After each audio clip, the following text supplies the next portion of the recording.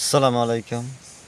সমাজের যে যুবকরা আছে, বিশেষ করে ১৫ থেকে ২৫ বছরের বয়সের যেই যুবকরা আছে, তাদেরকে সর্বপ্রথম আমাদের টার্গেট করতে হবে। তাই তারা বেশিরভাগই মোবাইলে আসক্ত। তাই তাদেরকে মোবাইলের আসক্ত থেকে একটু নিয়ে আসতে হলে আমাদেরকে বিভিন্ন পলিসি ব্যবহার করতে হবে। যেমন আমরা যদি ফুটবল খেলার মাধ্যমে তাদেরকে আমাদের আয়ত্তবদ্ধ করতে পারি, ক্রিকেট খেলার মাধ্যমে যদি আমরা তাদেরকে আয়ত্তবদ্ধ করতে পারি এবং সমাজে যে দোকানপাটে যে ক্যারাম বোর্ড খেলা হচ্ছে সেগুলো প্রয়োজনে আমরা কিনে তাদেরকে বিনা পয়সা খেলতে দিতে হবে। এতে করে তারা আমাদের আয়ত্তে চলে আসতে হবে।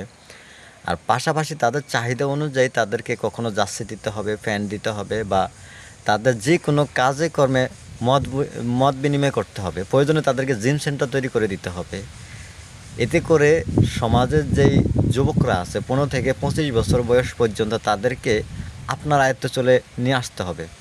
এতে করে যখন আপনার আন্ডারে ২০-২৫ জন একটা কমিউনিটি সৃষ্টি হবে, তখন আপনি আপনার সমাজকে যে কোনো নেতৃত্ব দেওয়ার জন্য কাজ করতে পারবেন। যেমন সমাজে যখন অন্যায় হচ্ছে আপনারা এই ২০-২৫ জন লোক সেখানে অবস্থান করবেন।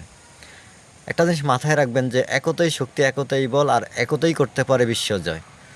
তাই আমাদেরকে সর্বপ্রথম যে মোবাইলের আসক্ত আছে মানুষের, তাদেরকে নিয়ে আসতে হবে বিভিন্ন কৌশলে। আসসালামু আলাইকুম।